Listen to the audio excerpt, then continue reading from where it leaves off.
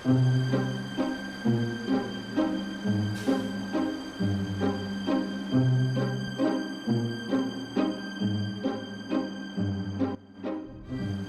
बेवकूफ हूं मैं हमेशा यही करती हूँ।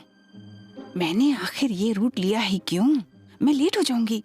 ओहो, अब और इंतजार नहीं होता मुझसे। पैदल चलकर जाना होगा ना, उससे भी फायदा नहीं होने वाला। इंतजार तो करना ही पड़ेगा। पता नहीं इतने सारे लोग जा कहाँ रहे हैं, कितना ट्रैफिक है। ओफो, पता नहीं अब कितनी देर ऐसे ही बैठे रहना होगा। उफ, जरा शक्ल तो देखो अपनी, कितनी मुरझा गई हो। स्किन में कितनी झुर्रियां पड़ गई, कितनी थकी हुई लग रही हूँ यार मैं। मुझे कहीं घूमने चले जाना चाहिए, छुट्टियां मनानी चाहिए। ओह माय गॉड, इस नौजवान को भी अभी आना था। प्लीज मुझे इस हाल में मत देखना। ये मैं क्या कर रही हूँ? क्या हुआ अगर वो मुझे देख लेगा तो? मेरा उससे क्या मतलब है? मैं जो हूँ वो हूँ। मैं जानती हूँ मैं चाहकर भी इससे दूर नहीं। मैंने कितनी कोशिशें की, क्या क्या नहीं किया। मुझे लगता है मुझे शराब पीनी छोड़ देनी चाहिए। मैं धरती पर बोझ हूँ, अपने माता पिता के लिए कुछ नहीं करता और हमेशा खाने के बारे में सोचता हूँ। पता नहीं कितनी रातें यूं ही बिना सोए बीतेंगी मेरा क्या होगा। कितना उदासी भरा है आज का दिन। मेरा तो कुछ काम करने का मन ही नहीं कर रहा है। पता नहीं आज ऑफिस में क्या होगा। शायद सब कुछ ठीक हो, पता नहीं ठीक होगा या नहीं। चलो देखते हैं। कितनी खूबसूरत सुबह है ये, ऐसी हल्की धूप कितनी प्यारी लगती है। ओह गॉड, अगले वीकेंड हम दोनों एक साथ होंगे, कितना मजा आएगा। ये लोग इतनी भागदौड़ में आखिर इतने खुश कैसे रह सकते हैं यार? हेलो, हे स्कॉट, मैं अभी तुम्हारे बारे में ही सोच रही थी। हे, आपका ये गिर गया।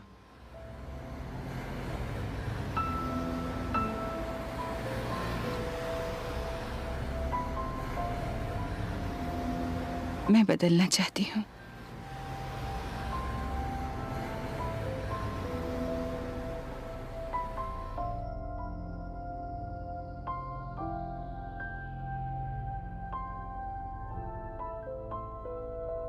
मैं चाहती हूँ अपनी पुरानी और नकारात्मक सोच को निकाल फेंकूं। जिस शक्ति ने मुझे बनाया है, उसी ने मुझे नया जीवन जीने की शक्ति भी दी है। मैं सकारात्मक और सच होने वाले विचार अपनाऊंगी।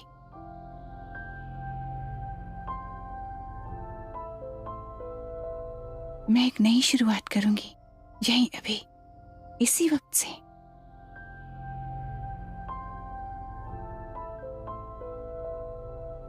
हम एक सफर से जूझ रहे हैं, हम यकीन करें या ना करें।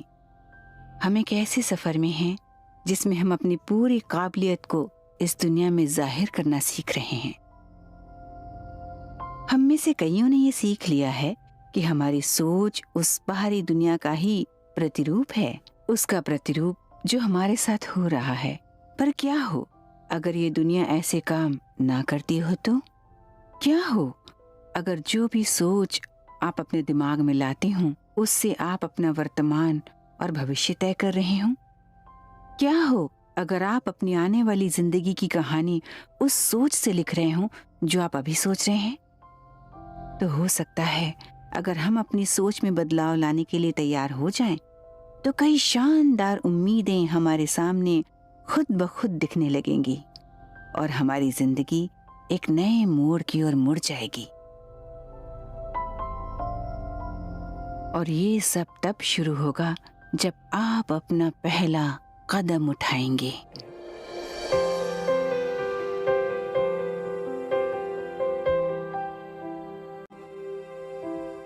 हमारी हर सोच जो हम सोच रहे हैं, बोल रहे हैं, उससे हमारा आने वाला कल तय होता है।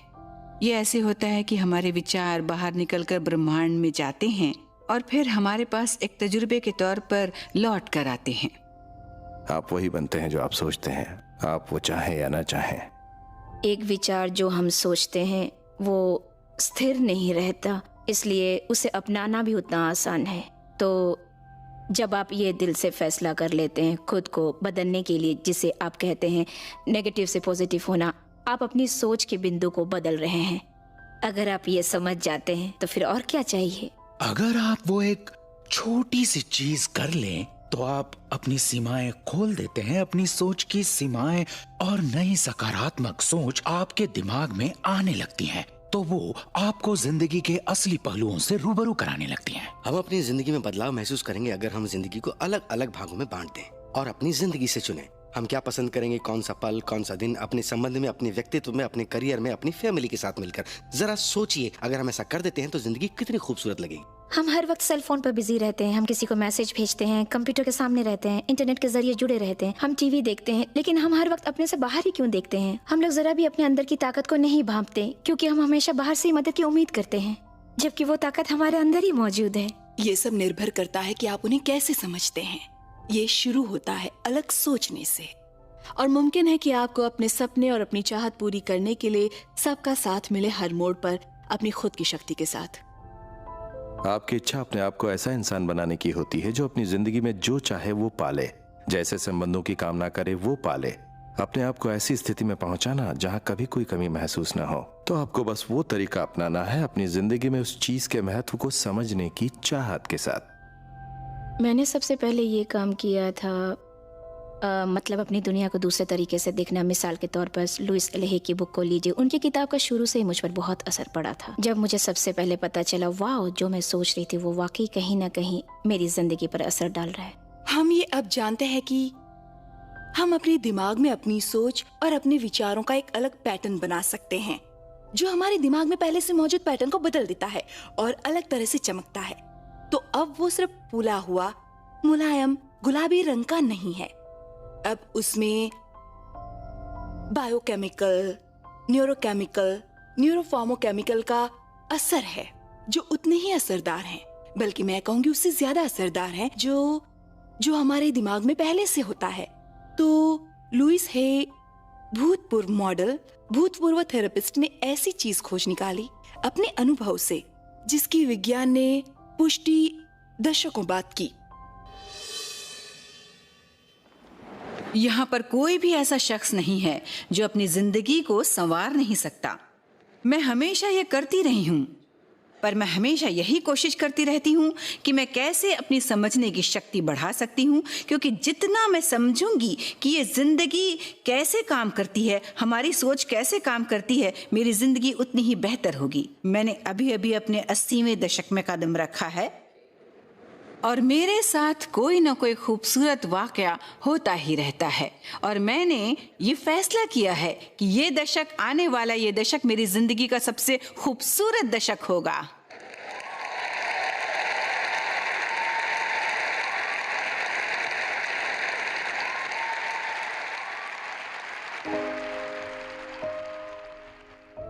जहां तक मेरा ख्याल है, मेरी जिंदगी बहुत खूबसूरत थी जब तक मैं 18 महीने की थी। फिर अचानक न जाने क्या हो गया, मेरे माँ बाप का तलाक हो गया और मुझे अनाथ आश्रम भेज दिया गया। और फिर बाद में मैं अपनी माँ के पास वापस आ गई। जब मैं 5 साल की थी, उन्होंने उस वक्त दूसरी शादी की और उनकी ये शादी बिल्कुल ही गलत साबित हुई। उस वक्त ये बात महसूस नहीं हुई। फिर अगले 10 साल मेरी जिंदगी के बड़े ही कठिनाइयों भरे साल बीते, जिनमें शारीरिक उत्पीड़नाएं तो थी ही, साथ ही यौन उत्पीड़ना भी थी। मैं ऐसी फैमिली में पली बड़ी हुई जहां अक्सर यही बातें होती थी कि तुम किसी काम की नहीं हो, तुम बेकार हो, कोई तुमसे प्यार नहीं करता और ना ही कभी करेगा। और जब आपको भी यकीन होने लगता है तो आपकी जिंदगी में यही सब कुछ होने लगता है। मेरे साथ एक बार मेरे पड़ोसी ने बलात्कार किया, जो हमारे पड़ोस में 16 सालों से रह रहा था। एक और पड़ोसी था जो मेरे पीछे पड़ा रहता था। ये तब हुआ जब मैं बहुत छोटी थी। और फिर जब मैं थोड़ी बड़ी हुई तब मेरे सौतेले बाप ने मुझे मारना छोड़ दिया, क्योंकि वो मेरे साथ शारीरिक संबंध रखना चाहता था और वो कुछ ऐसा था जो मैं बर्दाश्त नहीं कर सकती थी। इसलिए मैंने घर छोड़ दिया 15 साल की उम्र में। मैं कुछ नहीं जानती थी कि समाज में कैसे रहा जाता है, नहीं जानती थी मैं, पर मैं घर से भाग चुकी थी। मैं प्यार की भूखी थी और जो भी मुझसे प्यार से बात करता मैं उससे संबंध बना लेती, और इसलिए मैं 1 साल में ही माँ बन गई। मैं उस बच्चे का ख्याल नहीं रख सकती थी, क्योंकि अपना ही ख्याल रखना नहीं आता था, पर मैंने अपने बच्चे के लिए बहुत अच्छा घर ढूंढ लिया। एक जोड़ा था जिन्हें बच्चा चाहिए था पर उनको हो नहीं रहा था, तो मैंने अपना बच्चा उन्हें सौंप दिया और कुछ दिनों बाद वहाँ उनसे दूर चली गई और मैंने उसके बारे में सोचा तक नहीं। फिर उसी रोज़ मैं अपने घर वापस गई और अपनी माँ से कहा मैंने कि आपको अब और सहने की ज़रूरत नहीं है, हम यहाँ से चले जाएंगे। और फिर मैं और मेरी माँ वहाँ से चले गए। उसके बाद हम तकरीबन 1 साल साथ रहे। फिर मैंने अपने आप में सोचा कि अब ये ठीक हैं, इन्हें कोई दुख तकलीफ नहीं, खुश हैं। फिर मैं वहाँ से चली गई। फिर मैं वहाँ से शिकागो गई 3 हफ्तों के लिए, पर 5 साल बाद लौटी। और फिर मैं न्यूयॉर्क गई 3 हफ्तों के लिए, वहाँ 30 साल रही और अपनी ज़िंदगी के उतार चढ़ावों से जूझती, अपने हिसाब से बेहतर करती जितनी मुझ में समझ और अक्ल थी, जो दरअसल थी ही नहीं। मैं जनरल स्टोर में काम करने लगी रोज़ी रोटी कमाने के लिए। और जब मैं न्यूयॉर्क गई तो ज़िंदगी थोड़ी बदल सी गई। मैं एक मॉडल बन गई, एक शो मॉडल। मैं पढ़ी लिखी नहीं थी, इसलिए ये एक बेहतर व्यवसाय था मेरे लिए, क्योंकि मैं पढ़ी लिखी नहीं थी तो पढ़ाई लिखाई वाली नौकरी नहीं कर सकती थी। मैंने कई सालों तक मॉडलिंग की। फिर मैंने एक हाई क्लास इंग्लिशमैन से शादी की, जो काफ़ी अच्छा तजुर्बा रहा, और मैंने तब तक मॉडलिंग छोड़ दी थी। मैं तो कहूँगी हमारे साथ बिताए गए वो 18 साल वाकई अनमोल थे। मैंने ज़िंदगी के बारे में बहुत कुछ सीखा। वो एक तरह से मेरा समाज में रहने की ट्रेनिंग वाला पीरियड था, क्योंकि वो मुझे ज़रा भी नहीं आता था और पार्टीज करते करते मैं ये सब कुछ सीख गई थी। पर जब मेरा उससे तलाक हुआ, मुझे वैसा ही लगा जैसा कई औरतों को ऐसे मौके पर लगता है कि मैंने सब कुछ खो दिया, अब कुछ ठीक नहीं होगा, ज़िंदगी दोबारा वैसी ही हो गई। और इसके पूरे 5 साल बाद की बात है जब मुझे ये ग्रुप मिला जिसका नाम था चर्च ऑफ रिलीजियस साइंस, जहाँ मैंने सुना था अगर आप अपनी सोच बदल सकते हैं तो अपनी ज़िंदगी भी बदल सकते हैं। और वहीं से मेरी ज़िंदगी सही मायनों में बदलनी शुरू हो गई। हमारे यहाँ सभी प्रवक्ता हैं जो सभी आपसे एक ही बात कहेंगे, सचमुच, पर हम यहाँ उसे कुछ अलग तरीके से कहना चाहेंगे और हम चाहते हैं कि यहाँ हर कोई उसे अलग तरीके से ही सुने। जैसे मैंने कुछ कहा तो आप में से किसी को समझ आएगा और कोई कहेगा भाई ये क्या कह रही है, कोई अलग शख्स कुछ और कहेगा, 4-5 लोग कुछ और कहेंगे, 8-10 कुछ और कहेंगे, मगर अलग तरीके से समझेंगे। और आप लोग कहेंगे अरे भाई क्या बात है, क्या कमाल कहा इसने।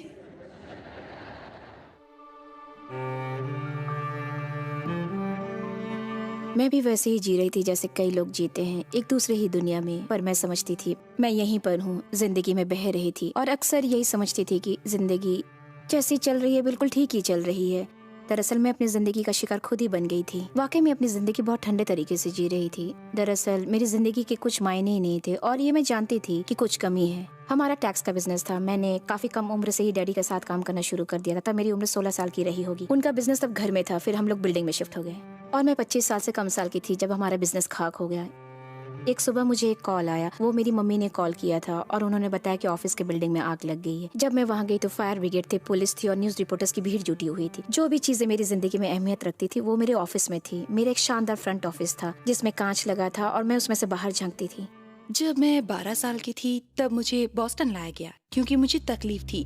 मेरी स्पाइनल कॉर्ड पूरी तरह से खराब थी और मुझे याद है मैं उन डॉक्टर्स को देखकर सोच रही थी कि मैं भी एक दिन डॉक्टर या साइंटिस्ट बनूंगी।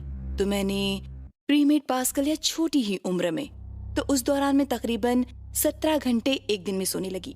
उन्होंने मुझे दवाई दी और दवाई के असर से मुझे सर दर्द रहने लगा। फिर उसके लिए और दवाई दी। इसलिए मुझे कुछ और करके अपना दिल बहलाना था। मैं वही बॉस्टन में एक बुक स्टोर में गई। मैंने शेल्फ में देखा और वहाँ एक किताब थी, you can heal your life, जो लुइस एल हे ने लिखी थी। और जानते हैं वो क्या कहते हैं, सकारात्मकता मेरे अंदर आने लगी। मैंने सोचा वाकई I can heal my life, जो सच्चाई थी। मैंने रिपीटेशन करना शुरू किया जैसे कि आप जिम में करते हैं, पर डंबल्स की जगह कुछ उठाती नहीं थी। मैं खुद से वैसे ही प्यार करने लगी जैसे कि मैं थी 10 बार। 3 महीनों के बाद मेरी सोने की बीमारी खत्म हो गई और मैं मेडिकल स्कूल में फिर से जाने लगी, जो बेहद ही सुखद था। मुझे एक जमाने में खतरनाक माइग्रेन रहता था।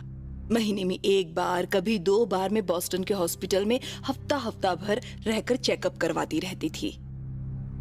19 साल की उम्र में मैं अपना इंग्लिश पेपर लिख रही थी और ज्यादातर माइग्रेन के मरीजों की तरह मुझे ये जानना होता था कि क्या चीज है जो लोग मुझसे चाहते हैं। और मुझे कुछ पता नहीं चलता था। जब मैं लाइब्रेरी से बाहर आई, इस बात से बेखबर कि उस पेपर में मुझे ए कैसे मिलेगा, मैंने उस मौके पर सोचा मुझे खुद को कार के आगे धकेल देना चाहिए, ये ज्यादा आसान होगा। मैं 10 साल की उम्र तक अनाथाश्रम में था। मेरे घर के हालात कुछ इस तरह के थे कि मेरे पिता घर छोड़कर चले गए थे और मैं बड़े ही तनाव के हालात में पैदा हुआ था। मेरी माँ एक कैंडी शॉप में काम करती थी, जो बहुत मेहनत करने के बाद एक हफ्ते में सिर्फ $17 ही कमा पाती थी। मुझे याद है हमारे यहाँ एक लड़की आई थी, मार्था। उसे भी उसके घर वालों ने इसी वजह से छोड़ा था जिस वजह से मुझे। मैंने मार्था को देखा और मैं उसके पास जाकर उससे बातें करने लगा। वो रो रही थी, वो दुखी थी, उदास थी, और मैं उसे मनाने की कोशिश कर रहा था कि उसे दुखी होने की जरूरत नहीं है। मैं उससे कह रहा था कि ये तो कमाल की जगह है, यहाँ पर मम्मी पापा होते ही नहीं है, इसलिए आप कुछ भी कर सकती हैं, आजादी से रह सकती हैं, खूब मस्ती कर सकती हैं, आप जो चाहे कर सकती हैं। आपको बस अपने सोचने का नजरिया बदलना है। ये आपको आपके बुरे हालातों से, कम सुखी पलों से, दुखी जिंदगी में जैसे चमत्कारी बदलाव लाता है। आप जो चाहे कर सकते हैं। उस वक्त जब वो बिल्डिंग जल रही थी तो मैं ये नहीं सोच रही थी कि मेरे टेबल पर कौन कौन से काम का ढेर लगा हुआ था। मैं तो इसलिए खुश थी कि मेरे डैडी मेरे साथ थे। मैंने तो ऊपर वाले का शुक्रिया अदा किया कि उस वक्त बिल्डिंग में कोई नहीं था। मैं साथ ही साथ अपने ऑफिस के कुछ सामान को लेकर भी दुखी थी जो मैं खो चुकी थी। मैं अपनी जिंदगी में कुछ लोगों से ज्यादा अपनी कैलकुलेटिंग मशीन से जुड़ी हुई थी, क्योंकि दिन भर मैं उसी में काम करती थी। सबसे खास बात, जहाँ पर आपकी आत्मा वाकई आपसे जुड़ जाती है और महसूस कराती है। मुझे याद है जब मैं उस आग को देख रही थी जो सब कुछ तहस नहस कर रही थी, दिल के कोने से एक आवाज आती है, ये जो हो रहा है, जो किसी वजह से हो रहा है। हो सकता है तुम्हें उस वक्त ये थोड़ा अजीब लगे, खतरनाक लगे, पर इससे वाकई एक अजीब सी चीज निकलेगी जिसे हम देखते रह जाएंगे। तो मैंने अपनी सभी भावनाएं, अपनी पॉजिटिव थिंकिंग उठाकर फेंक दी, क्योंकि अब देखा जाए तो सही मायनों में सामान्य महसूस होने लगा था। कुछ साल तो ऐसा ही चला, पर अचानक सब कुछ बदल गया। पता नहीं क्यों उस वक्त मैं अपनी पीएचडी कर रही थी, फिर मैं डिस्क वगैरह जाने लगी और इंटेलेक्चुअल चीजों में मेरा मन नहीं लगता था, और एक न्यूरोसर्जन को ऐसा नहीं होना चाहिए था। इसलिए मैंने चुनी साइकेट्री, क्योंकि मुझे वही करनी थी और वो हो गया। पर एक बात ध्यान देने वाली है, ये सब होने के बाद मुझ में आध्यात्मिकता पनपने लगी। तो मैं अपने रूम वापस गई और मैंने अपने मॉम डैड को फोन किया। मैंने कहा मुझे यहाँ ठीक नहीं लग रहा, कुछ नहीं हो रहा। तो मेरे डैड ने कहा तो छोड़ दो, तुम घर वापस आ जाओ। और मैंने अपना दिमाग बदल दिया, और उस मौके पर मेरी सोच ही मेरे काम आई। अब तक शायद सिर्फ 3-4 हुए होंगे मेरी पूरी जिंदगी में, क्योंकि मैंने इस दिमाग का पैटर्न बदल दिया था। मैं ये सोचती थी कि मुझे ये करना है, तो मैं अपनी पूरी जिंदगी में यही कोशिश करती रही कि कैसे चीजें सही हों, और सही इस आधार पर कि समाज में, और अगर मेरे केस में मेडिकल की दृष्टि में ये सही है। पर ये एक प्रॉब्लम थी, क्योंकि जो भी चीजें हमें मेडिकल फील्ड में सिखाई थी, जिस वजह से बीमारी होती है, वो सच नहीं है। मैंने अपना माइग्रेन हेडेक ठीक किया, जो वाकई नामुमकिन था बिना दवाइयों के। पर सबसे जरूरी चीज थी मेरी सोच।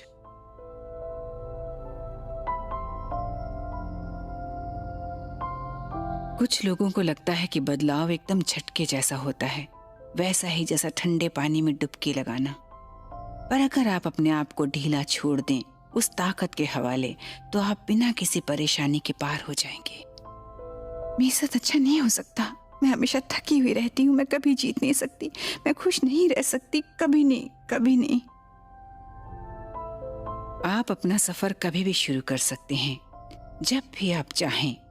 और हो सकता है आप अपना सफर किसी महल से शुरू कर रहे हों या किसी झोपड़ी से, पर शुरुआत आप कहीं से भी करें, बुद्धिमत्ता और ज्ञान के दरवाजे हमेशा खुले रहते हैं। और पहला कदम उठाते समय ये सोचना है कि इस दुनिया में कुछ भी नामुमकिन नहीं है। हाँ, मैं ये कर सकती हूँ।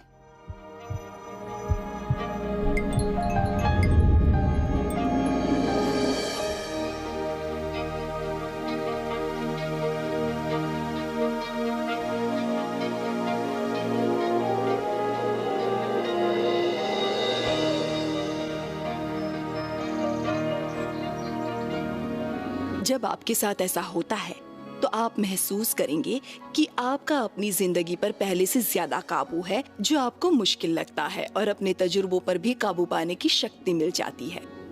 एक ऐसी भावना आपके अंदर जगती है जो इतनी मीठी होती है, इतनी रस भरी होती है कि आप अपनी सोच का तरीका ही बदल देते हैं।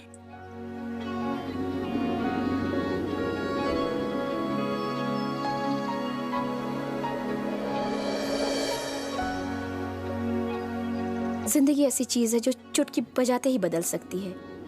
हर चीज जो आपके साथ है अचानक वहां से गायब हो सकती है, और जब आपकी जिंदगी में ऐसे मौके आए तो अचानक उस पल आपको महसूस होता है कि क्या चीजें हैं जो जिंदगी में आपके लिए मायने रखते हैं।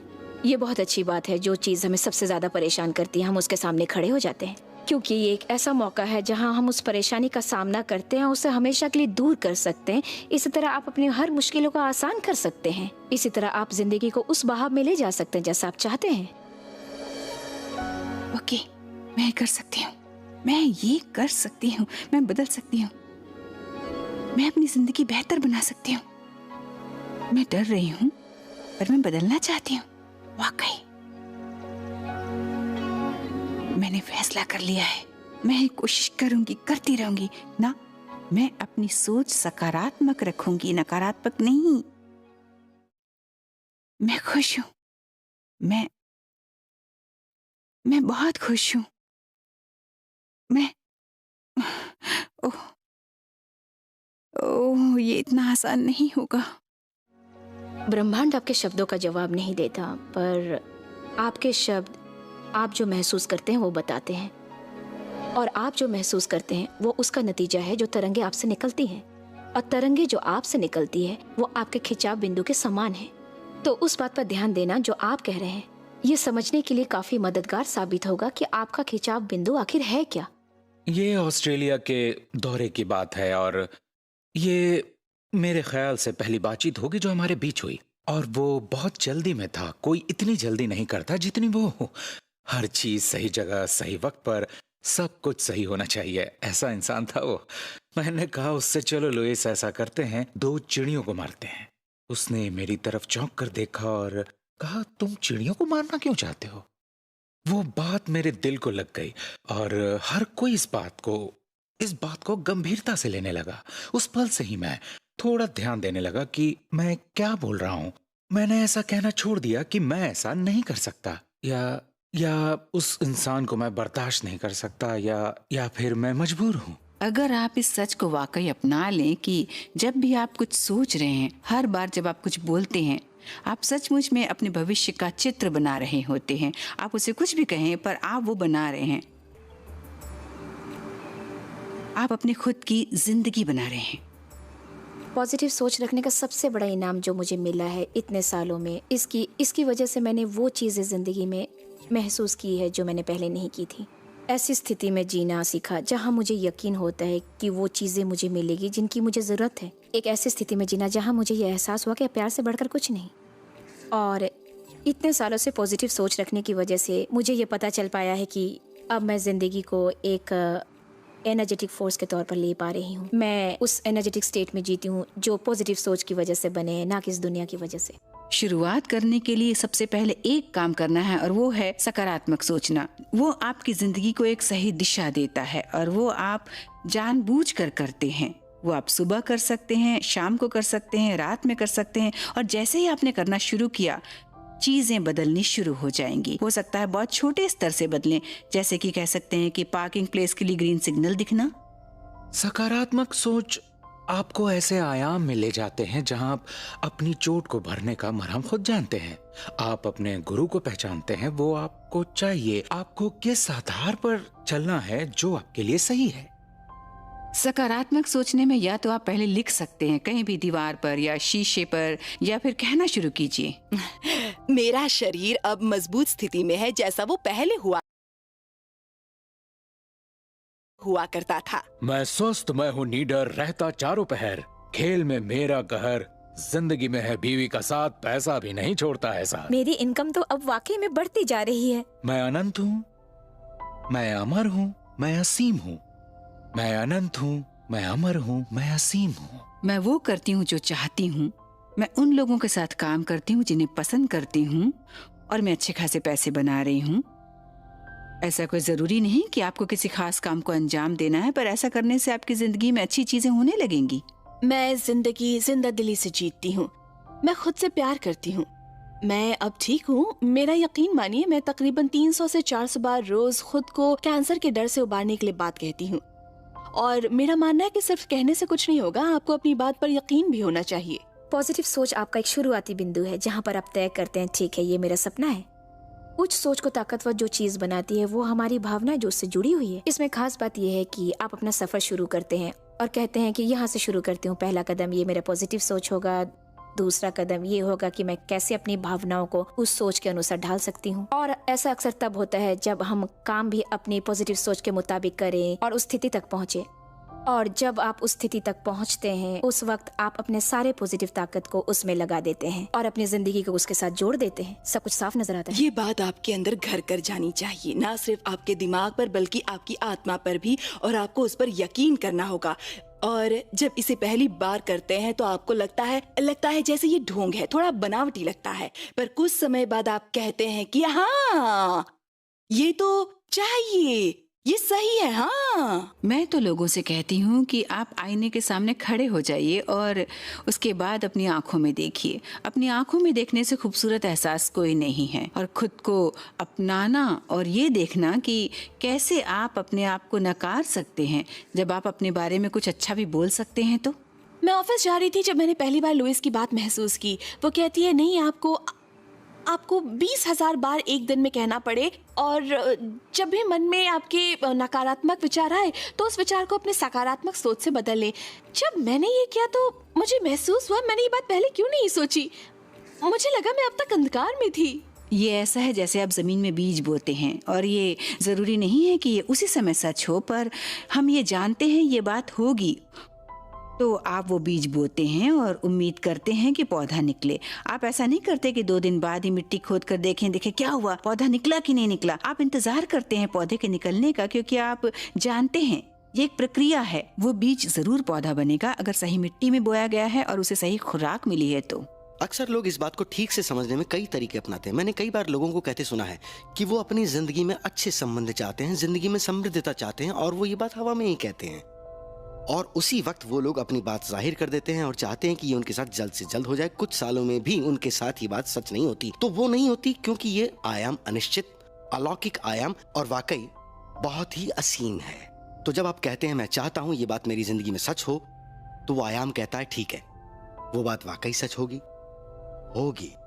जरूर होगी, क्योंकि इसका कोई अंत नहीं है। ये असीम है, अनंत है, अपार है। ये एक कंप्यूटर की तरह है। मान लीजिए आपके सामने एक हाईफाई कंप्यूटर रखा है और आपको उसे चलाना ही नहीं आता, तो वो आपके किसी काम का ही नहीं। पर अगर आपको उसे चलाना आता है, भाषा आती है, तो आप चमत्कार कर सकते हैं।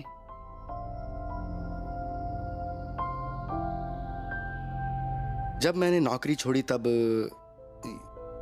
ये बात तकरीबन शुरुआती 90 दशक की होगी। तब मैं नॉर्दर्न मैक्सिको के हाई डेजर्ट में था। मैं वहीं रहता था। दुनिया की खूबसूरत जगहों में से एक है। उसी दौरान वहां साउथ वेस्ट अमेरिका के रेगिस्तान में इतिहास का सबसे खतरनाक सूखा पड़ा था। तभी मेरे एक दोस्त ने मुझे फोन किया। उसने कहा, ग्रेग क्या तुम मेरे साथ चलना चाहोगे?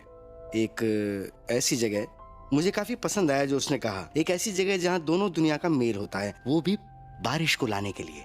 और उसे मुझे दोबारा पूछने की जरूरत नहीं पड़ी। मैंने कहा क्यों नहीं। और हम तयशुदा जगह पर मिले। हमारे सामने था 35,000 एकड़ का बड़ा भारी फैला हुआ रेगिस्तान, जिसे पार करके हम पहुंचे एक पत्थर से बने गोले के पास, जो वहां बहुत पहले से था। वो भी नहीं जानता था कि कब से। वो पत्थर उससे पहले किसने वहां रखे थे, और जो मैंने देखा उसके लिए मैं तैयार नहीं था कि मेरे दोस्त डेविड ने वहां जाकर अपने जूते निकाल दिए। उसने नंगे पैरों से उस गोले में कदम रखा। उसने अपनी आंखें बंद की, और सबसे पहली चीज जो उसने की वो ये था कि अपने पूर्वजों को याद किया। उसने जोर से कहा, ऐ मेरे सभी पूर्वजों, पितरों, मुझे आपका साथ चाहिए। फिर 20 सेकंड बाद उसने मेरी तरफ देखा और कहा, मुझे भूख लगी है, मुझे अब कुछ खाने के लिए चाहिए। मैंने कहा हाँ ठीक है, पर मैंने कहा तुम तो यहाँ बारिश मांगने आए थे। फिर उसने जवाब दिया और कहा, नहीं, अगर मैं बारिश के लिए प्रार्थना करता तो बारिश कभी नहीं होती, क्योंकि जब हम कुछ पाने के लिए प्रार्थना करते हैं तब हम ये सिद्ध कर देते हैं कि वो चीज वहां नहीं है, और ना चाहते हुए भी हम उस स्थिति को मजबूत बना देते हैं जिसे हम बदलना चाहते हैं। मैंने कहा, अगर उन 20 सेकंड्स में तुम बारिश के लिए प्रार्थना नहीं कर रहे थे तो क्या कर रहे थे? तो उसने कहा, जब मैंने अपनी आंखें बंद की तो मैं महसूस कर रहा था कि मैं नंगे पैर कीचड़ में खड़ा हूँ अपने गांव में, वहां कीचड़ हो रहा है क्योंकि वहां बहुत बरसात हुई है। और उसने ये भी कहा कि मैं खुशबू ले रहा था भीनी मिट्टी की, वो खुशबू जो हमारे गांव में तेज बरसात होने से हवा में फैली है। और मैंने वह महसूस किया कि मुझे कैसा महसूस होगा जब मैं इतने बड़े बड़े मक्के के खेतों से दौड़ूंगा, उन बड़े बड़े मक्के के खेतों से जो बारिश की वजह से हरे भरे हैं। मैंने अपनी खुशी जाहिर की और धन्यवाद कहा उस बारिश को जो हो चुकी थी। जब आप अपनी पॉजिटिव सोच को बोलते हैं, पहली बार ऐसा करने से हो सकता है आप उससे जुड़ ना पाए, पर वक्त के साथ जब आप ऐसा करते हैं तो आप उसे अपनाने लगते हैं। और बेशक ऐसे कई लोग हैं जो अपनी सोच को बोलते हैं पर उसे वापस नहीं लौटा पाते हैं जैसा वो बोलते हैं, क्योंकि वो शब्दों को ही अपनी आत्मा की आवाज़ समझ बैठते हैं। पर ब्रह्मांड आपके शब्दों का जवाब नहीं देता, वो आपके तरंगों का उत्तर देता है। और जहां तक मैं समझ पाई हूँ, आपकी भावनाएं आपकी तरंगों को तय करती है। सकारात्मक सोच और फैल जाती है जब आप इन्हें अपने सपनों के दौरान करें, क्योंकि उस वक्त मेरा मानना है आपका अहम सो रहा होता है, तर्क संगत दिमाग आराम कर रहा होता है। इसीलिए उस वक्त आपके पास एक खास मौका होता है अपने भविष्य को तय करने का, अपने दिमाग को प्रोग्राम करने का। इन सकारात्मक सोच से हमारे सपने हमारा द्वंद्व दूर करते हैं, हमारी चेतना और अचेतना के बीच, और वो हमारे मूड को भी नियंत्रित करते हैं। पर जरा सोचिए, जब हम सोने जाएं इस विश्वास के साथ कि सब हमेशा ठीक रहेंगे, हम सुरक्षित हैं और हर चीज सही वक्त पर होगी जब उसे वाकई होना चाहिए। और मुझे लगता है आप लोग भी सोचें तो आपके लिए मददगार साबित होगा। ये सोचिए कि जिस दशक में आप अभी इस वक्त हैं वो आपकी जिंदगी का सबसे बेहतरीन दशक होने वाला है। अगर मैं ये कर सकती हूँ तो आप भी कर सकते हैं। मैंने हाई स्कूल में पढ़ाई छोड़ दी थी, फिर मैंने कभी कुछ नहीं पढ़ा। अचानक मैं इस आइडिया से इतनी प्रभावित हुई कि अगर मैं अपनी सोच बदल सकती हूँ तो अपनी जिंदगी भी बदल सकती हूँ। इसलिए मैंने पढ़ाई शुरू कर दी। फिर मैं खुद को रोक नहीं पाई। मैंने बहुत सी क्लासेस ली, बहुत सी किताबें पढ़ी सभी प्रकार की, ताकि मैं इसे समझ पाऊँ ये काम कैसे करता है। और फिर 3 साल बाद मैं चर्च में, जिसे कहते हैं लाइसेंस प्रैक्टिशनर, वो बनने के योग्य हो गई, जिससे मुझे ये मौका मिला कि मैं लोगों से आमने सामने बातचीत कर सकूं। और यही वो वक्त था जब ये बदलाव वाकई शुरू होने लगा था, क्योंकि तब मैंने दूसरों को सिखाना शुरू कर दिया था कि ये कैसे काम करता है और कैसे वो अपनी सोच बदल कर अपनी जिंदगी बदल सकते हैं। लोग मेरे साथ काम करके अच्छे परिणाम पा रहे थे। फिर मैंने क्लासेस लेनी शुरू कर दी और उसका परिणाम तो और भी बेहतर निकला। फिर मैंने तकरीबन 350 लोगों को लेकर वीकेंड वर्कशॉप शुरू की। एक खास बात जो मैं लोगों में परखने लगी थी कि वो क्या कहते हैं, कैसे कहते हैं और उनके शरीर में क्या गलत बात है। फिर मैंने सब चीज़ों को इकट्ठा किया और अपने दिमाग को पूरी तरह से तैयार किया वो सुनने के लिए जो लोगों ने कहा था। मैंने उन सब की एक सूची बनाई अपने तरीके से और लोगों की राय से। उसे मैंने अल्फाबेटिकल ऑर्डर से लिखा था ताकि लोग अपनी मुसीबत बताएं तो मैं उसके बारे में बता सकूं।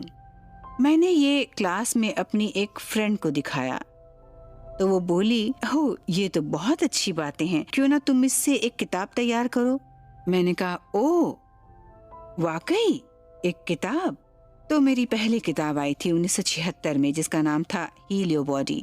वो थी शरीर में होने वाली तकलीफों की दिमागी वजह, उसके बारे में, और उन्हें कैसे सही किया जा सकता है उसके बारे में। मुझे पूरा यकीन था कि बड़े बड़े पब्लिशर्स मेरी किताब को छापने में जरा भी दिलचस्पी नहीं दिखाने वाले, और अगर दिखाएंगे भी तो वो जरूर उसमें कुछ चेंज लाना चाहेंगे, क्योंकि मेरा आइडिया उस दौर के लिए बहुत ही स्वच्छंद था कि आपकी सोच आपकी जिंदगी बदल सकती है। और मैं ये बात उसी तरह लोगों से कहना चाहती थी जैसा मैं कह रही हूँ, एक शब्द भी इधर उधर नहीं, क्योंकि मुझे पता था मैं क्या कर रही थी। इसलिए मैंने खुद प्रिंट की। मैंने चर्च के प्रिंटर से ये प्रिंट करवाई क्योंकि मुझे पता नहीं था और कहाँ जाना चाहिए, और ये किताब 12 पन्नों को जोड़कर बनी थी। और मुझे याद है जब मैं इसे पहली बार अपने टीचर के पास ले गई, दिखाया उन्हें, तो उन्होंने कहा, ओ लुइस ये तो बहुत अच्छी किताब तुमने छापी है, अच्छा काम किया। कितनी कॉपीज छापी? 200? मैंने जवाब दिया, नहीं 5000। उन्होंने उन्होंने कहा, दिमाग ठीक है तुम्हारा, तुम कभी नहीं बेच पाओगी। पर 2 साल बाद मैंने कर दिखाया, सारी बेच दी। मैंने कई कॉपीज अपने इलाके के चर्चेज में बांटी जहां मैं जाया करती थी, और मैंने ऑर्डर फॉर्म भी भेजे साथ, और कईयों ने वो ऑर्डर्स भी दिए। तो इस तरह ये थी मेरी पहली किताब। जब मैंने वो किताब देखी तो मुझे नहीं लगा वो मुझ पर काम करेगी, पर जब मैं घर आई और फैसला किया कि उसे अपनाऊंगी, उस वक्त मेरा फाइब्रोमायोल्जिया का इलाज चल रहा था। मैं हमेशा थकी रहती थी। मेरा खुद का बिजनेस था, पर मेरी एनर्जी इतनी कम रहती थी कि मैं हफ्ते में सिर्फ 20 घंटे ही काम कर पाती थी, और मैं अपने बच्चों की तरफ ध्यान नहीं दे पा रही थी, ना ही अपनी जिम्मेदारियों की तरफ। फिर मैंने उसमें लिखी सकारात्मक बातों पर ध्यान दिया। मेरे शरीर में अब अपनी पूरी एनर्जी थी जितनी उसमें होनी चाहिए। मैं ये फर्क सिर्फ एक ही हफ्ते में महसूस करने लगी थी। मैं हमेशा ये कहती थी, और मैं वो आईने वाली प्रक्रिया करने लगी। मैं आईने के सामने जाती थी, शब्द मेरे गले में अटकते थे, पर फिर भी मैं आईने में देखकर खुद से कहती थी, मैं तुमसे प्यार करती हूँ जैकी, तुम जैसी भी हो बहुत अच्छी हो। क्या बात है, अब मैं जा सकती हूँ। मुझे रास्ता मिल गया, कोई मुझे रोक नहीं सकता। मैं स्वस्थ महसूस कर रही हूँ। जब सांस लेती हूँ तो हवा का एहसास होता है। मुझे खुशी हो रही है कि मैं इस दुनिया का हिस्सा हूँ, और शायद यही चीजें मुझे चाहिए थी। मैं ठोकरों से नहीं डरूंगी। मैं जानती हूँ मैं सही रास्ते पर हूँ। जब भी हम पर निराशा छाती है तो उसमें हास्य हमेशा होता है। हास्य हमें ऊपर वाले के नजदीक ले जाता है। वो हर स्थिति को खुशनुमा बना देता है, लेकिन उस स्थिति में पहुंचने से पहले वो वक्त आप ऐसे महसूस करते हैं जैसे कोई दर्दनाक खुशी या खुशनुमा दर्द, जहां आप शायद टूट जाएं और फूट फूट कर रोने लगे। जब कोई मुसीबत में होता है तो मैं उनके बारे में सोचती हूँ, ठीक वैसे जैसे कोई फिल्म देखकर निकल रहा हो, जैसे कोई डरावनी फिल्म। उनके आंसू असली हैं, उनका डर असली है, पर जो उन्होंने देखा, जो वजह है उनके रोने की, वो असली नहीं है। तो मैं क्या करती हूँ, मैं उन्हें कुछ सुझाव देती हूँ उस स्थिति को समझने के लिए जो उन्हें वाकई मदद करते हैं। आप अपनी जिंदगी में कई प्रकार की चुनौतियां झेलते हैं, सब झेलते हैं, इसमें कोई बड़ी बात नहीं है, पर आप उन चुनौतियों को कैसे संभालते हैं वो मायने रखता है। अब मुझे पता चल गया है कि जो कुछ भी मेरे साथ गलत हुआ है वो दरअसल मेरे लिए सही था, और अगर अब मैं चाहती हूँ कि मेरे साथ अच्छा हो तो मैं बस इंतजार करती हूँ कि वक्त जो भी तय करेगा अच्छा करेगा। वो तरीका जिससे आप अपने आप में बदलाव लाते हैं, यानी डर को उत्सुकता में बदलना। हाँ, अपने डर को उत्सुकता में बदलने की कोशिश कीजिए। कई लोग ऐसा करते हैं कि वो अपने आप को जाहिर करते हैं, अपनी क्रिएटिविटी को दिखाना शुरू कर देते हैं। वो बहुत ही संवेदनशील चीजें होती है, क्योंकि जो चीजें हम करना चाहते हैं वो तमाम उम्र वैसी ही चीजें होती है, और वो सभी हमारी खुद की आत्मा के लिए बहुत मायने रखती है, इसलिए ये संवेदनशील होती है। और अक्सर ऐसा होता है कि हम उन लोगों पर भड़क जाते हैं जो उसे तोड़ना चाहते हैं, जो आपको ये बताते हैं कि ये बातें सच नहीं होगी, ये पॉजिटिव सोच से कुछ नहीं होगा, ये पागलपन है। वहाँ पर आप उन लोगों का साथ छोड़ देना चाहते हैं, आप उन लोगों के साथ आगे बढ़ना चाहते हैं जो आपका हाथ पकड़ कर कहे कि हम तुम्हारे सफर में साथ देंगे।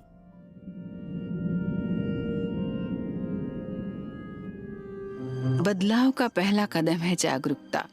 जब आप सफर में चुनौतियों का सामना करते हैं तो पीछे मुड़ना काफी आसान होता है, और किसी को उसका दोष देना और भी आसान।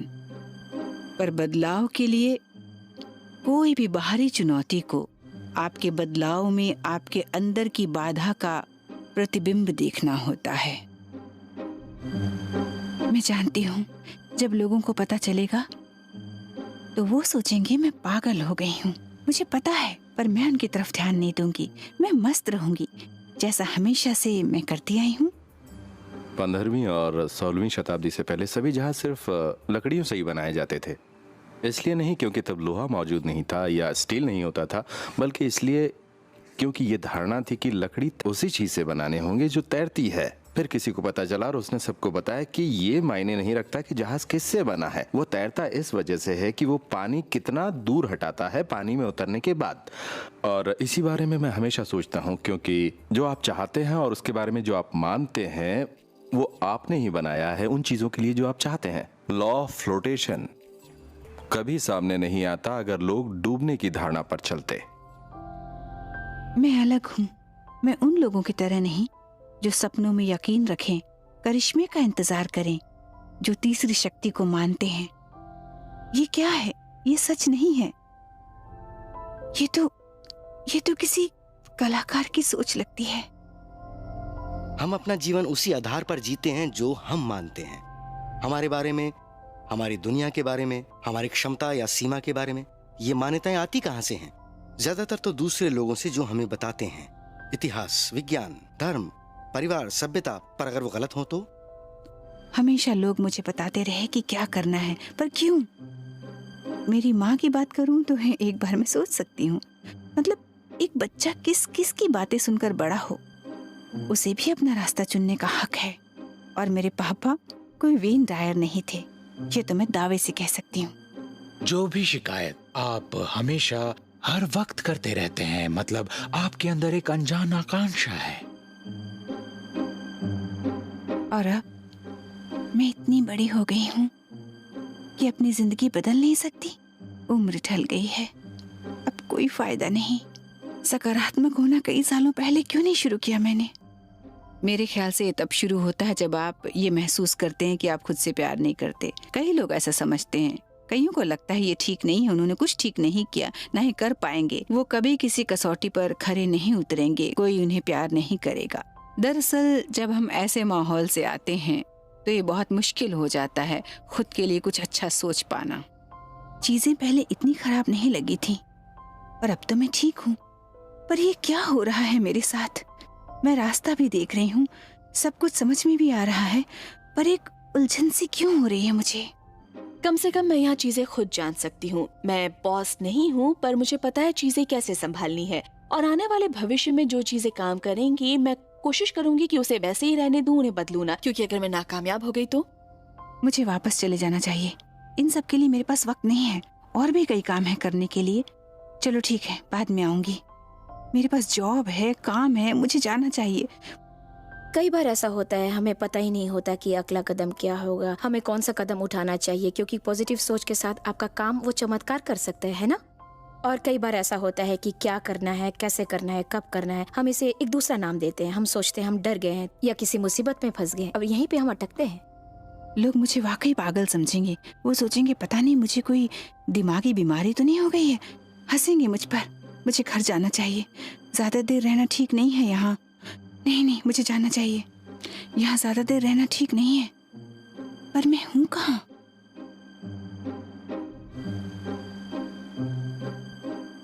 हम शुरू से ही उन चीजों के बारे में सोचते हैं जो हमें जिंदगी में नहीं चाहिए और जिनसे हम डरते हैं।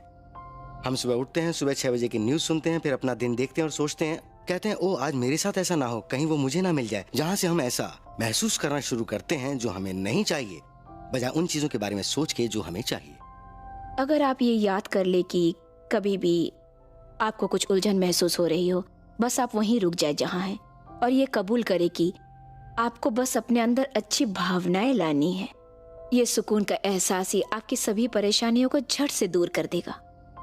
मेरा एक क्लाइंट जो दूसरे स्टेट में रहता है, उसने मुझे एक दिन कॉल किया। वो उस दिन बहुत बहुत दुखी था। मैंने उससे पूछा, अपनी रोजमर्रा के काम करते हुए क्या उसने कभी ऐसा महसूस किया है कि वो कुछ करे जो किसी और के लिए बहुत फायदेमंद हो? और उसने इसके बारे में बहुत देर तक सोचा और कहा, एक वृद्ध महिला है जो मेरे अपार्टमेंट के ठीक नीचे रहती है। आज जब मैं घर लौटा तो मैंने देखा कि उसके अपार्टमेंट के आगे का एरिया गंदा पड़ा है और वहां सफाई की जरूरत है। तो मैंने कहा ठीक है, उसकी डोरबेल मत बजाना, बस चुपचाप अपना झाड़ू ले जाओ। और मैं उसके साथ फोन पर ही था। मैंने कहा नीचे जाओ झाड़ू लेकर और वो जगह साफ कर दो, मैं इंतजार कर रहा हूं। तो वो गया सिर्फ 15-20 मिनट के लिए, और जब वो लौटा तो वो कोई और ही शख्स था। उसने एक ऐसी चीज को अंजाम मानो दिया था, वो खुद से बाहर आकर दूसरों की मदद करता है, जिससे एक सकारात्मक शक्ति का संचार होता है। और वो वाकई एक आला इंसान बन चुका था। मैं उसकी आवाज से महसूस कर रहा था। और मेरा मानना है कि ऐसी चीजें आपके जीवन को उस तरह जीने में मदद करती हैं आपकी जिंदगी को दूसरों के लिए मदद करने वाली बनाने में। और ऐसा ही कोई आपके लिए भी सोच सकता है। मेरे साथ क्या हो रहा है? ये मैं क्या कर रही हूँ? मैं जो कर रही हूँ उससे मुझे क्या हासिल होगा? मैं हमेशा अच्छी बातें नहीं सोच सकती, ना ही मैं चीजों के बारे में निश्चिंत हो सकती हूँ। मुझे कुछ समझ नहीं आ रहा क्या हो रहा है मेरे साथ। ठीक है, शायद यही मेरी किस्मत है। मैं यहीं बैठी रहूंगी। बहुत कर लिया ये सब। कहो अब क्या करना है मुझे? वैसे मैं ये बात किससे कर रही हूँ?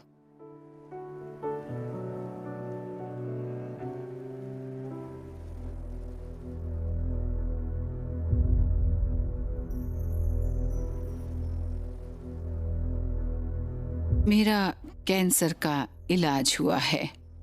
वो वजाइनल कैंसर था। अगर आप मेरा बचपन देखेंगे, वो सारे बलात्कार, वो बचपन में किए गए शोषण, आप ये महसूस करेंगे कि इसकी एक मानसिक वजह थी, और वो थी मेरे अंदर बसा गहरा गुस्सा, जिसने मुझे अंदर ही अंदर खोखला कर दिया था। तो बताइए कैंसर क्यों ना होता। मुझे याद है मैं बहुत डर गई थी, शायद सभी डरते। तो मैंने अपने टीचर को फ़ोन किया और कहा, एरिक ये कह रहे हैं मुझे कैंसर है। उन्होंने मुझे कहा कि किसने कहा? मैंने कहा डॉक्टर्स ने। उन्होंने कहा लुइस, तुमने आज तक जो कुछ भी किया है उसके बाद तुम कैंसर से तो नहीं मर सकती। यही वक्त है सकारात्मक दृष्टिकोण अपनाने का। और मैं उस पर अडिग रही और वही मेरे लिए जीवन रेखा साबित हुई। मैंने कई ऐसी चीज़ें की जो पहले कभी नहीं की थी, जैसे जंक फूड से न्यूट्रिशियस फूड पर आ गई, जो मैंने पहले कभी सोचा भी नहीं था। अपने शरीर से जहर निकालने के साथ साथ अपने दिमाग से भी जहर निकाल रही थी मैं। और मैं नियम अनुसार ऐसे कई काम करने लगी, और मैं खुद से कहती थी कि तुम्हें एक मौका मिला है उस चीज को करने का जो तुम पढ़ा रही हो। तुम लोगों को कहती हो वो किसी भी मर्ज से उबर सकते हैं अगर वो चाहें तो, और अब तुम्हारी बारी है। मुझे याद है जब थेरेपिस्ट के साथ मैं चीखती थी, चिल्लाती थी, अपना गुस्सा निकालती थी, पर मेरे हिसाब से सबसे जरूरी काम जो उस वक्त मैंने किया वो था माफ करना। और मैंने अपने माता पिता के बचपन के बारे में पता लगाना शुरू किया, और जब मुझे उनकी कहानी के बारे में पता चला तो मैं समझ सकती थी कि वो लोग भी किन हालातों से आए हैं। उनकी भी कुछ कुछ कहानियां थीं, मजबूरियां थीं, दोनों की ही, और वो कैसे फिर एक बच्चे के साथ व्यवहार करना जान पाते जब उन्हें सही माहौल नहीं मिला। तो जैसे ही मैंने ये माफ़ करने की प्रक्रिया शुरू की और इलाज भी चल रहा था, सही खाना खाना और भी बहुत कुछ, तो 6 महीने के अंदर मुझे डॉक्टर से भी सहमति मिल गई, जो मुझे पहले से पता थी मेरे दिल के अंदर, कि मुझे अब कैंसर नहीं है। और जब ये हुआ तो मैं जानती थी कि कुछ भी ठीक हो सकता है। मैं जानती थी क्योंकि ये मैंने खुद के साथ किया। बाकी सभी चीज़ों ने भी मदद की, मैं मानती हूँ, पर मैं जानती हूँ कि मैंने जो सकारात्मक सोच रखी उसने मेरे अंदर एक अटूट विश्वास जगा दिया। और जब आपको अटूट विश्वास होता है आप कुछ भी कर सकते हैं। मेरे शरीर में भी एक बीमारी थी जिसका इलाज हो रहा था। मेरे डॉक्टर ने कहा आपके पेट में ट्यूमर बढ़ रहा है जो कैंसर का रूप ले सकता है। और मैंने माना, अपने मेडिकल सिस्टम पर भरोसा किया, क्योंकि यही हमारी परंपरा है, यही हमें सिखाया गया है। लेकिन एक हिस्सा मेरे अंदर था जो कह रहा था कि नहीं, मुझे अपने तरीके से जाना चाहिए और मैं डॉक्टर की सलाह सिर्फ खुद पर नजर रखने के लिए लूंगा। तो ये मेरे लिए एक मौका था वो सब अनुभव करने का जो आज तक मैंने सीखा था। और बजाय इस बारे में सोचने के कि मेरे शरीर में कुछ ऐसा है जो नहीं होना चाहिए, मैंने ये सोचना शुरू किया कि मेरा शरीर स्वस्थ है, मजबूत है, तंदुरुस्त है, ना कि ये सोचने में कि मैं उसमें कुछ बदलाव लाऊं। हालांकि अपने परिवार और दोस्तों के कहने पर मैंने डॉक्टर से भी इलाज करना स्वीकार कर लिया। मुझे याद है कि मैं ऑपरेशन थिएटर में दाखिल हुआ, मेरे साथ उन्होंने कुछ किया, और जब मैं उठा तो याद है मुझे डॉक्टर्स ने क्या कहा, तुम यहाँ क्या कर रहे हो, तुम तो ठीक हो।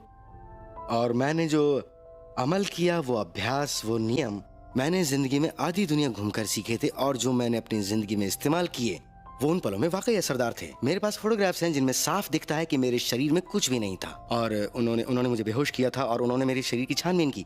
इसी वजह से ये बात मैं दावे से कह सकता हूँ, किसी को भी देखकर, चाहे वो साइंटिस्ट हो या कोई भी ऑडियंस मेंबर, मैं उनकी आंखों में देखकर पूरे दावे से कह सकता हूँ कि ये सच है, क्योंकि ये मैंने खुद महसूस किया है कि एक शक्ति है आपके खुद के शरीर के अंदर। बुजुर्गों की माने तो यह ब्रह्मांड में सबसे शक्तिशाली है। 20वीं सदी के शुरुआत में फिलॉसफर नेवल ने कहा था, इंसानी शरीर के अंदर एक ऐसी शक्ति मौजूद है जिसका सामना पृथ्वी पर मौजूद कोई भी शक्ति नहीं कर सकती। मैंने कैंसर पर बहुत बड़ी रिसर्च की थी। मैं जानना चाहती थी कि आज तक किसने कैंसर को मात दी है और उन सब में क्या बात समान थी। इसलिए मैंने बहुत सी किताबें पढ़ी और मैंने ये पाया कि एक खास बात जो सब में थी, भले ही उन्होंने कोई भी ट्रीटमेंट चुना हो, वो ठीक हुए थे क्योंकि उन्होंने अपने सोचने का ढंग बदल दिया था। मैं जानती थी कि अपने शरीर को किसी डॉक्टर के चाकू से खुलवाने से ही पूरी तरह ठीक नहीं हो पाऊंगी, इसलिए मैं आध्यात्मिकता के लिए भी खुल गई। आपका शरीर आपका दुश्मन नहीं है। हाँ, ये अक्सर देखा जाता है कि जब भी कोई किसी वजह से बीमार पड़ता है तो अपने शरीर को कोस कर कहता है, ये मेरे साथ ऐसा क्यों कर रहा है, बजाय इसके कि मैं इस दौर से क्यों गुजर रहा हूँ। इसलिए मैं सोचती हूँ कि हमें अपनी सोच को बदलकर अपने शरीर से प्यार करना चाहिए। मैं बहुत शुक्रगुजार हूँ कि मुझे कैंसर हुआ, क्योंकि मुझे नींद से जगाने के लिए ये जरूरी था। हाँ, क्योंकि शायद मैं एक ऐसी इंसान थी जिसे एक जोर का झटका चाहिए था। मैं रिमिशन पर हूँ और बहुत अच्छा महसूस करती हूँ। ऐसा मैंने अपने बारे में कभी महसूस नहीं किया था। मैं अभी भी अपने आप से बोलती हूँ वो सब बातें जो उन्होंने कैंसर के बारे में लिखी हैं वो इस प्रकार हैं।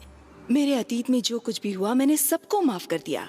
मैंने खुद के लिए खुशी चुनी है और मैं खुद को स्वीकारती हूँ और प्यार करती हूँ। ये जिंदगी बदल देता है। ये एक ऐसी चीज है जिसमें मैं सिर्फ अपनी बीमारी ठीक होने के लिए खुश नहीं हूँ, बल्कि अंत में मैं खुद को पहले से ज्यादा बेहतर पाती हूँ।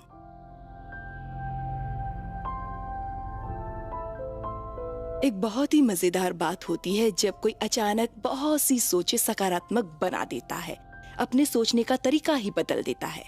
वो अपने शरीर में एक संतुलन पाते हैं। हम जानते हैं जब कोई अपने दिल से सोचता है, जैसे उदाहरण के तौर पर एक पपी एक लड़की की गोद में सो रहा हो, आपका DHEA लेवल बढ़ जाता है, जिसका मतलब आपके हार्मोन संतुलित हो रहे हैं। पर एक और चीज वो सबसे महत्वपूर्ण है, वो भी होती है, और वो है दिल की धड़कन। वो भी सामान्य स्थिति पर आ जाती है, जिसकी वजह से आपको वो वेव पैटर्न दिखता है जो हार्ट रेट मॉनिटर में देख सकते हैं, जो असल में पूरे शरीर को संतुलित करना शुरू कर देता है। वो इसलिए क्योंकि दिल अपने आप में बड़ा इलेक्ट्रोमैग्नेट है जो बाकी शरीर को ऊर्जा पहुंचाता है। ये सिर्फ सोचने की प्रक्रिया नहीं है। हाँ, सोच जरूरी है। पुराने जमाने से ही सोच, एहसास और भावनाओं को अलग अलग रखा गया है, और जो एहसास हमारे दिल के बीचों बीच होता है वहीं से असर शुरू होता है, और वहां मौजूद इलेक्ट्रॉन्स दिल का मैग्नेटिक फील्ड बदल देते हैं, और वो बदलाव सीधे तौर पर उन्हें बदलता है जिससे हम बने हैं, तकरीबन हमारे पूरे शरीर में। अब देखिए साइंस क्या कहता है।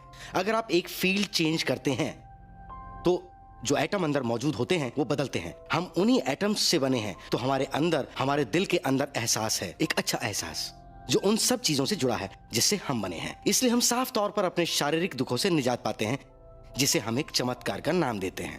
तो ये एक सोच, आप यूं कहें आत्मिक आराम की स्थिति, आपको खुशनुमा बना देती है।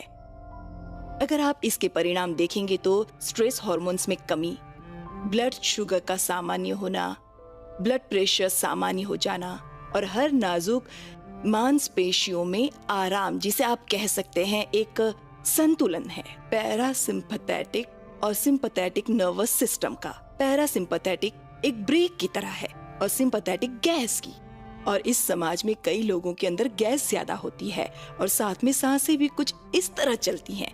अगर वो दोनों संतुलित होंगी तो आप लंबे समय तक ज्यादा अच्छे से काम कर सकते हैं, क्योंकि आपके अंदर ये खूबसूरत यिंग यांग संतुलन बन जाता है। संगीत में माना जाता है कि शरीर में 7 ऊर्जा स्रोत होते हैं, 7 चक्र सिस्टम होते हैं जिससे वो काम करते हैं। वो कहते हैं ऊपर के 3 चक्र को मानते हैं सच, तर्क या प्रक्रिया।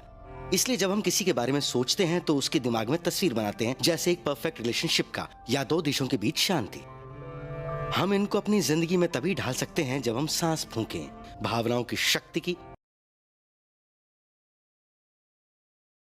विचारों में भावनाएं आती हैं नीचे के 3 बिंदुओं से जो सृजनात्मक केंद्र होते हैं हमारे शरीर के। जब हम भावनाओं की ताकत की सांस लेते हैं तो ठीक उसी वक्त उस विचार को देखते हैं जीवंत, और वो दोनों ऊर्जा मिलती है एक बिंदु पर, और वो कहीं और नहीं, ठीक हमारे दिल के पास होता है।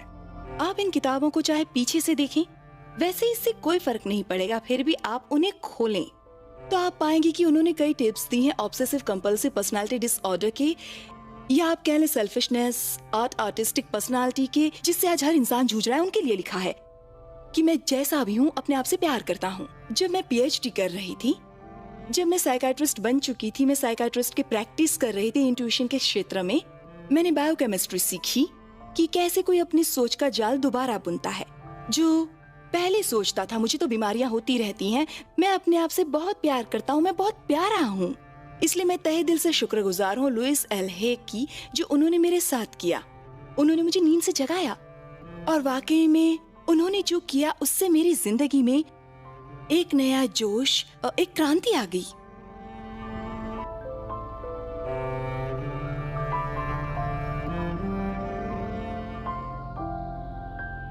मुझे तो लग रहा था जैसे मैं एक बोरिंग टीचर हूँ, पर मैं बहुत से लोगों को इकट्ठा किए जा रही थी, उनके साथ वर्कशॉप्स कर रही थी, क्लासेस कर रही थी, और फिर आई मेरी दूसरी किताब। उसकी शुरुआत थोड़ी धीमी हुई और तभी एड्स नाम की बीमारी उपजी, और तभी किसी वजह से मुझे लगा कि तुम भी इसमें शामिल होगी।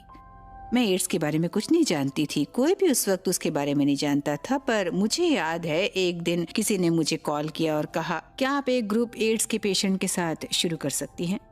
तो मैंने कहा, वेल पता नहीं, मैं कैसे कहूँ, क्या कहूँ, कुछ पता नहीं, चलिए मिलते हैं। हम मिले एक रात मेरे लिविंग रूम में, जहाँ 6 लोग थे। हम बैठे और मैंने कहा कि मुझे नहीं पता क्या करना चाहिए, क्योंकि हम में से कोई भी इस बीमारी के बारे में नहीं जानता, पर हम वो करेंगे जो मैं हमेशा करती आई हूँ। हम काम करेंगे गुस्से को खत्म करने में, काम करेंगे माफ करने में, काम करेंगे खुद को प्यार करने में, और हम ये बिल्कुल नहीं कहेंगे कि ये कितनी भयानक बीमारी है। हम यहाँ बैठकर इस बीमारी की बर्बरता पर बिल्कुल विचार नहीं करेंगे। मैंने कहा, हम यहाँ एक सकारात्मक दृष्टिकोण रखेंगे, और किसी को भी अगर इस बीमारी के बारे में कोई अच्छी बात मालूम पड़ती है तो आके हमसे शेयर करेगा।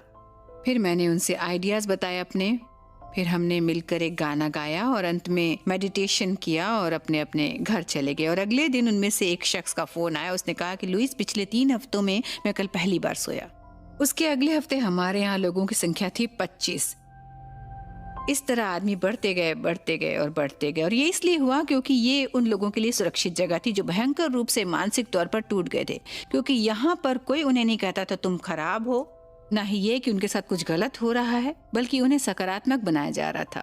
6 महीनों के अंदर मेरे लिविंग रूम में कुल मिलाकर 90 लोग थे जो दरवाजों और खिड़कियों में से झांक रहे थे, क्योंकि वहाँ जगह ही इतनी थी। फिर हमें एक जिम्नेजियम मिला वेस्ट हॉलीवुड में, और अगले ही हफ्ते वहाँ 150 लोग पहुंचे। फिर कुछ समय बाद वो जगह भी हमें छोटी पड़ने लगी। आखिरकार हॉलीवुड शहर ने हमें एक मीटिंग हॉल दे दिया, जहाँ हम 850 लोग हर हफ्ते मिलते थे। लोग एक दूसरे को कॉल करते और पूछते, क्या तुम हेयर राइड पर जा रहे हो? मतलब हम हेयर राइड के नाम से मशहूर हो गए थे। मैं इस हेयर राइड पर एक टेप बनाना चाहती थी, बिल्कुल एक मूवी की तरह, ताकि ये दूसरे ग्रुप तक पहुंच सके और उन्हें भी ये पता चले कि हम क्या कर रहे हैं। मैं चाहती हूँ कि आप लोग एक दूसरे का हाथ पकड़ लें। जो लोग नए हैं और ये गाना जिन्हें नहीं आता है, वो अगली बार तक सीख ही जाएंगे। मुझे पता चला कि उस एक वीडियो को बनाने में $40,000 का खर्चा आएगा उस वक्त। तब मैंने कहा कि ओह माय गॉड, मेरे पास तो इतने नहीं हैं, पर मुझे यकीन था कि हम ये वीडियो ज़रूर बनाएंगे और ये एक अच्छा वीडियो होगा जो बाहर जाएगा और सभी ग्रुप्स के पास पहुंचेगा। यही मेरी सकारात्मक सोच थी जो मैं कहती रहती थी। फिर एक इंसान मेरे पास आए, वो खुद एक डायरेक्टर थे, वो इसे डायरेक्ट करना चाहते थे। मैंने कहा वाह, मज़ा आ जाएगा। ये सब बातें होने के बाद उन्होंने मुझसे कहा कि मुझे अपना फाउंडेशन नंबर दे दीजिए। तो मैंने कहा मेरा कोई फाउंडेशन नहीं है। तो उन्होंने कहा कोई बात नहीं, मैं आपके लिए अपना अकाउंट बना देता हूँ, और उसी के नतीजतन मैंने फाउंडेशन बनाई जो आज भी मौजूद है, और उसे मैं कहती हूँ दूसरों के लिए करो। जो भी पैसा उस फाउंडेशन में आता है वो पूरी तरह दूसरों के लिए लग जाता है, पूरी तरह। पर आखिरकार हमने वो खूबसूरत वीडियो बनाया जिसका नाम था डोर ओपनिंग, जो उस ग्रुप के बारे में था जो उस वक्त हमारे साथ था। आज पहली बार मैं आपके ग्रुप में आया हूँ। स्वागत है तुम्हारा। करीब 6 हफ्ते पहले मुझे पता चला कि मुझे मेलानिन ट्यूमर की शिकायत है और मेरे फेफड़े खराब हो चुके हैं। करीब 4 हफ्ते पहले पता चला वो पूरी बॉडी में फैल चुका है, और 2 दिन पहले ये पता चला कि मुझे एड्स है। मुझे वो सब बातें सुननी हैं जो आप सब लोग यहाँ कहते हैं। यहाँ मौजूद बहुत से लोग मेरे दोस्त भी हैं। मैं वाकई बहुत सहम गया था और पता नहीं था कि मैं इसे बाहर कैसे निकालूं। मुझ में सभी लक्षण साफ दिखाई दे रहे थे। मेरे डॉक्टर्स ने भी जवाब दे दिया था। बोन मैरो और बायोप्सी रिपोर्ट्स भी पॉजिटिव बता रही थी और मैं सोच रहा था मैं मौत के मुंह में क्यों जा रहा हूँ। आज मुझे ये जानना है, ये पता लगाना है कि मैं जी क्यों रहा हूँ, ना कि मैं मर क्यों रहा हूँ। जो बात तुम कर रहे हो वो इन हालातों में सभी करते हैं। तुम अकेले नहीं हो। और जानते हो, अगर तुम वाकई कुछ हासिल करना चाहते हो, मैं जानती हूँ यहाँ सभी कुछ हासिल करने आए हैं, तो अपने आप को बस इस आईने में देखना शुरू करो। यहाँ देखो बच्चे, यहाँ यही वो शख्स है जो तुम्हारा भला कर सकता है। हाँ, समझा। इसे कुछ कहना चाहोगे तुम? एक चीज जो मुझे करने में सबसे ज्यादा खुशी होगी, अगर मैं देख सकूं तो, कि हर एक के पास खाना हो, वो कोई भूखा ना हो, कपड़े हों, घर हो, उसे प्यार मिले, उसके सारे काम पूरे हों, उसकी तमन्नाएं पूरी हों। ऐसा हो तो फिर क्या बात है। पर ये पूरी दुनिया के लिए करना इतना आसान नहीं है। पर फिर भी एक बार में एक शख्स के लिए तो मैं ये कर ही सकती हूँ। जब आप अपने आप में बदलाव करते हैं तो आप खुद ब खुद अपने आसपास के लोगों को भी बदल रहे होते हैं, और जिसकी वजह है आपका अपना खुद का व्यक्तित्व। मैं किसी को ठीक नहीं करती, ये मैं वाकई नहीं करती। मैं तो बस एक जगह दिलाती हूँ जहाँ हम खुद को जानते हैं कि हम कौन हैं और कितने खूबसूरत हैं। और कई लोगों को ये लगता है कि वो इससे ठीक हो रहे हैं, और ये वाकई हम सबके लिए बहुत अच्छी बात है। मैं बाहर गई थी एक शो के लिए, और एक इन हाउस शो भी था, और दोनों एक ही हफ्ते में थे। और उस हफ्ते हे हाउस बहुत बिजी था, 24 घंटे फोन बजते रहते। और मैंने उसी वक्त अपनी एक किताब भी खत्म की थी जिसका नाम था you can heal your life, वही जो आगे चलकर बेस्ट सेलर साबित हुई पूरे 14 हफ्तों तक। और उसके बाद कुछ भी वैसा नहीं रहा। जिंदगी में मानो एक धमाका हो गया था, और बाकी सब तो इतिहास बन गया। लुइस पथ प्रदर्शक हैं, वो एक मार्गदर्शक हैं, वो नेता है अपने विचारों की, जिसमें उन्होंने बताया आपकी चेतना ही सत्य को बनाती है, चेतना ही सत्य है। चेतना कोई भी आपकी हवा की बातें नहीं है, चेतना ही आपका मूल है सभी फिजिक्स के लॉज का। उन्होंने कहा कि अपने आसपास के लोगों को दुआ देकर आप खुद की सफलता पाते हैं। ये बहुत गहरी बात है, क्योंकि आप जब खुद को प्यार करते हैं आप दूसरों को भी करते हैं। और एक बात इसको सार्थक सिद्ध करती है कि हमारे बाहर हर चीज जो है वो हमारे अंदर मौजूद है। हमारी भावनाओं के कण सिर्फ हमारे शरीर के अंदर ही नहीं घूमते रहते हैं, उनकी तरंगे हम सबको आपस में जोड़ती हैं।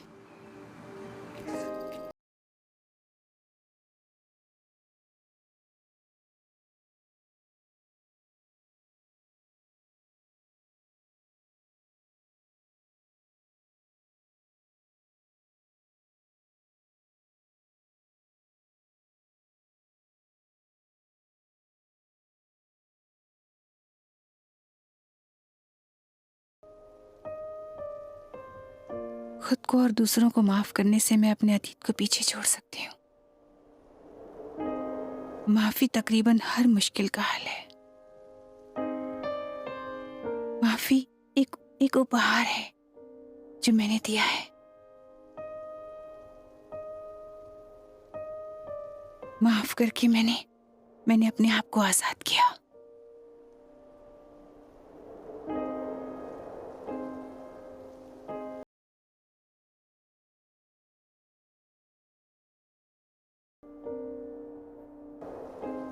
मेरी जिंदगी की सबसे बड़ी उपलब्धि ये रही कि मैंने अपने पिता को माफ कर दिया, जो मेरी पूरी फैमिली को छोड़कर चले गए थे। एक औरत और 3 बच्चे जो कि 4 साल से भी छोटे थे। जब मैं मेडिटेट करता हूँ तो उनके लिए दुआ मांगता हूँ, उनका शुक्रिया अदा करता हूँ इस दुनिया में लाने के लिए और मुझे ये सबसे जरूरी सबक सिखाने के लिए जो मुझे सीखना ही था कि माफ कैसे किया जाता है। मार्क ट्वेन ने बहुत खूब कहा है, माफी वो खुशबू है जो एक फूल उन्हीं हाथों में छोड़ जाता है जिन्होंने उसे तोड़ा होता है। और मैं ये कभी नहीं भूलता। मैं इस चैतन्य माफी को बड़ी कमाल की चीज कहूंगा, क्योंकि इसमें एक व्यक्ति पूरी चेतना से किसी को माफ करने की सोचता है, अपनी उन सभी भावनाओं का खुद को जिम्मेदार मानकर।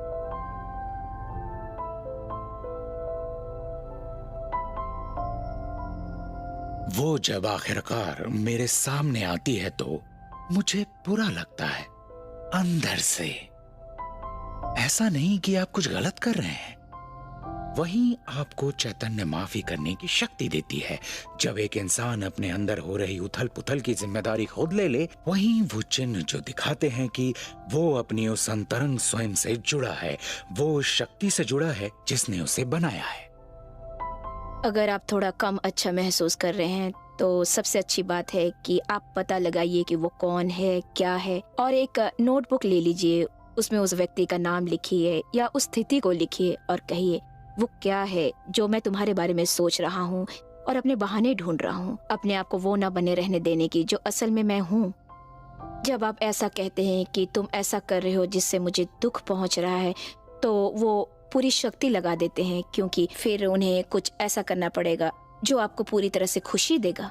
यही नियमबद्ध तरीका है आपके जीने का, और यही तरीका है आपके खुशी का, और फिर खुश रहना बहुत आसान है। एक सही रास्ते पर आना आसान हो जाएगा, बस देर है तो अपने एहसासों का ख्याल रखने की और हमेशा अच्छा महसूस करने की। जब भी आपका झगड़ा हो, किसी भी प्रकार का, किसी भी संबंध में किसी भी प्रकार का झगड़ा हो, तो वो शख्स जो ऊपर वाले पर यकीन रखता होगा वो ही माफ कर सकता है। अब यही उसकी काबिलियत है। वो उस आदमी के पास जाएगा जिससे उसका झगड़ा हुआ है और झगड़े को प्यार से खत्म कर देगा। जो शख्स अपने जीवन में सबसे सामंजस्य बनाकर रखता है वही ऐसा कहेगा कि मैं प्यार से सभी झगड़े मिटा दूंगा। मैं माफ करूंगी और खुद को आजाद करूंगी। मैं माफ करूंगी और खुद को आजाद करूंगी। हाँ, मैं माफ करूंगी। मैं माफ करूंगी। मैं खुद को आजाद करूंगी।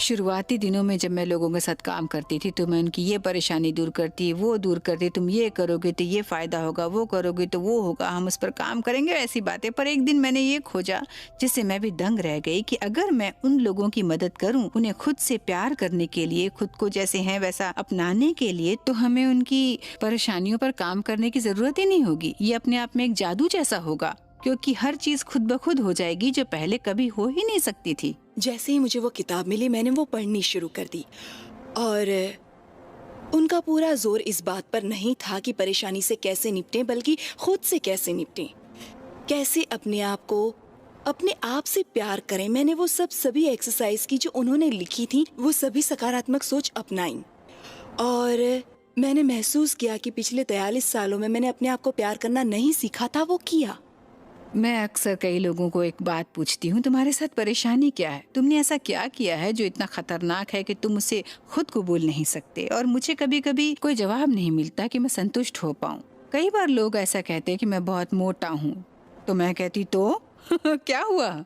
मैं बहुत आत्मसंकोची प्रवृत्ति की थी, कुछ वैसी ही जैसी अक्सर औरतें होती हैं कि उससे कोई फर्क नहीं पड़ता कि लोग तुम्हारी सुंदरता के बारे में क्या कहें। मायने रखता है जब हम आईने में देखते हैं हम कैसे लगते हैं।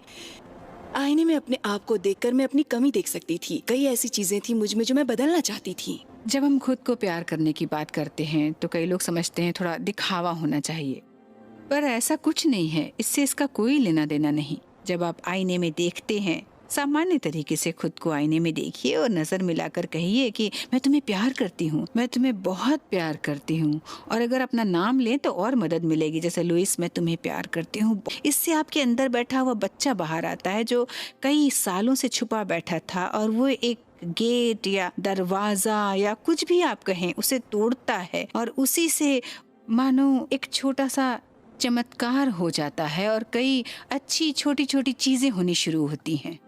मैंने वो सभी चीजें की जो उन्होंने मुझे बताई। 3 महीने के अंदर मेरा कैंसर चला गया। अब मैं पूरी तरह स्वस्थ हूँ और पहले से ज्यादा तंदुरुस्त। आप ये जानने लगते हैं कि आपकी खुद की कोई अहमियत है, तब आप अपने आप से अलग व्यवहार करने लगते हैं। और यही सबसे महत्वपूर्ण बात है खुद को प्यार करने की। आप खुद को मारना बंद कर देते हैं, खुद को गलत समझना बंद कर देते हैं, आप ये बोलना बंद कर देते हैं कि आप कितने कम खूबसूरत हैं। आप खुद को इज्जत देना शुरू करते हैं और यही एक बड़े भारी बदलाव का कारण बनता है, क्योंकि जिंदगी में जो चीज आप बाहर फेंकते हैं वही वापस अंदर आती है। सबसे जल्दी सफर खुद से प्यार करने का है। ऐसी चीजें कीजिए जिसकी आप तारीफ कर सके। हर जगह जहाँ भी आप देखें, अगर आप किसी चीज की तारीफ ना कर सके, मसलन इस फूल का, तो उस पल आप खुद से प्यार करने वाले तरंगिक धागों को भी काट देते हैं। अगर आप एक बच्चे के चेहरे पर कुछ तारीफ करने लायक पाते हैं या अपने दोस्त की खूबसूरती पर, और जैसे ही आप तारीफ की चीजें पाएंगे तो उस तारीफ की तरंगे और प्यार की तरंगे मिलकर एक तरंग बन जाएगी। मैं खुद से प्यार करती